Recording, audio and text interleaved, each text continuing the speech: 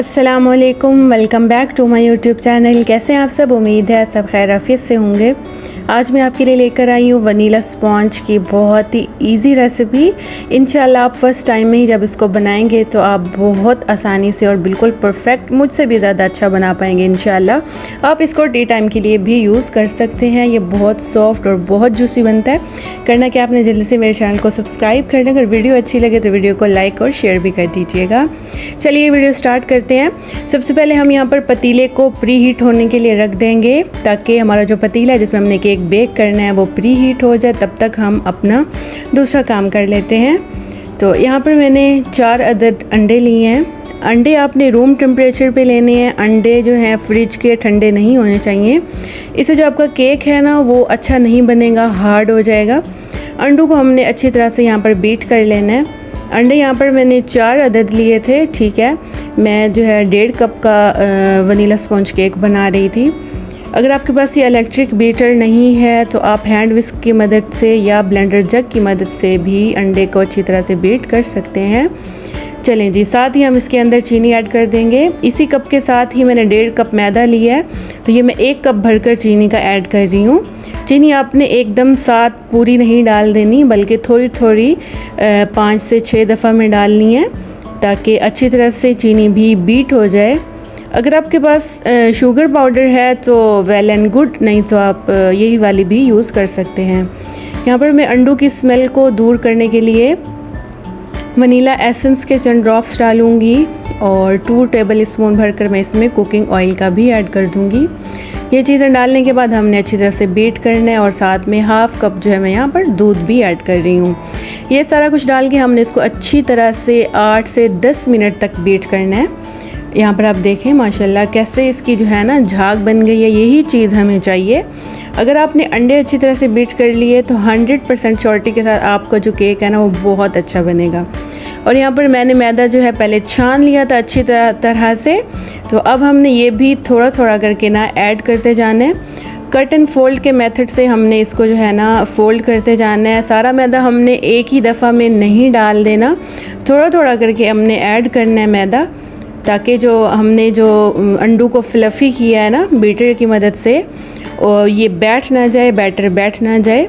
तो हमने इसको इस तरह फ्लफ़ी रहने देना और बहुत हल्के और लाइट हाथों से हमने इसकी मिक्सिंग करते जाना है।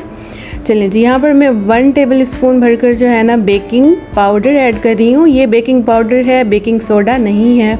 1 टेबल स्पून ये भी हमने इसके अंदर ऐड कर देना है। ऐड करने के बाद हमने क्या करना है, अच्छी तरह से मिक्सिंग कर लेनी है ताकि कोई लम्स वगैरह बाकी ना रहें। बिल्कुल स्मूथ सा जब ये बैटर हो जाए उसके बाद हमने एक जो है ना केक टैन ले लेना है। तो अगर आपके पास कोई घर में और दूसरा बाउल है या कोई भी स्टील का, सिल्वर का, तो आप उसमें भी बेक कर सकते हैं। हम इसके जो है पहले नीचे कुकिंग ऑयल से ग्रीस कर देंगे। ऊपर हमने बटर पेपर लगा देना है।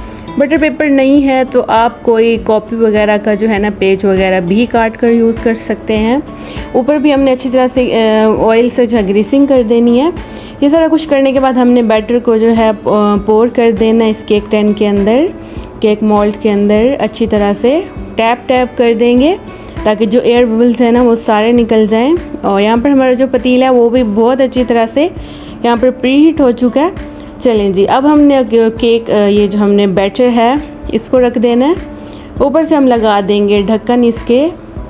इंशाल्लाह आपको जो केक है ना बहुत परफेक्ट बनेगा। अगर आप ये मेरी वाली रेसिपी फॉलो करेंगे बहुत ही सॉफ्ट केक बनेगा। आप आंच देख लें, हमने दम वाली आंच पे इसको रखना है 45 मिनट।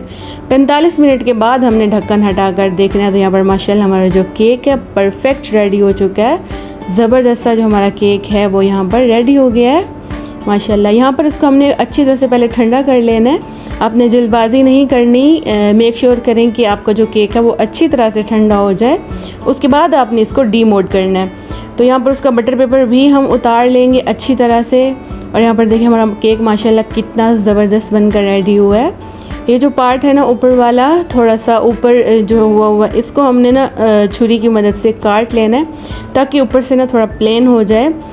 फिर हमने इसको ना दूध और चीनी वाला जो शुगर सिरप होता है ना उसके वजह से हमने इसको सोक करना है। केक का जो ऊपर वाला पार्ट है आप उसको ज़ाया मत करें, वेस्ट मत करें, ख़ुद खा लें या बच्चों को दे दें।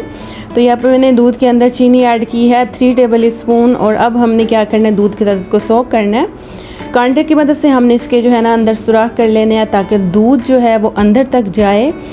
केक सॉफ्ट होने का एक राज ये भी होता है कि केक को ना दूध से या सिंपल शुगर सिरप पानी डालकर और चीनी डालकर जो है ना इसको सोक किया जाता है, इससे भी केक बहुत सॉफ्ट बनता है। एक और टिप और ट्रिक है वो भी मैं आपको आगे जाकर बताऊंगी। चलिए जी, अच्छी तरह से दूध के साथ सोक करने के बाद मैंने यहाँ पर सिंपल केक लग रहा था तो मैंने इसके ऊपर जो है चोको चिप्स ऐड कर दिए। आप अपनी मर्ज़ी से डेकोरेशन कर सकते हैं। आप इसको टी टाइम के लिए यूज़ करें, टी टाइम के लिए बनाएं, खाएं, बहुत मज़े का लगता है। घर का बना हुआ डिलीशियस सा केक हमारा यहाँ पर रेडी हो चुका है। और दूसरा इसका राज ये होता है कि अगर आपने इसको फ्रिज में रखना है तो फ्रिज में आपने इसको खुला नहीं छोड़ना, आपने इसको कवर करके रखना है। जब हम केक को फ्रिज में ऐसे खुला छोड़ के रख देते हैं तो वो फिर हार्ड हो जाता है, जिसकी वजह से हमारा केक जो है ना सॉफ्ट नहीं रहता। उम्मीद है मेरी आज की रेसिपी, आज की वीडियो आपको बहुत अच्छी लगी होगी। वीडियो अच्छी लगी है तो वीडियो को लाइक, शेयर और प्यार सा कमेंट कर दें। मिलती हूँ आपसे नेक्स्ट वीडियो में, तब तक के लिए आप अपना ख्याल रखें। अल्लाह हाफिज़।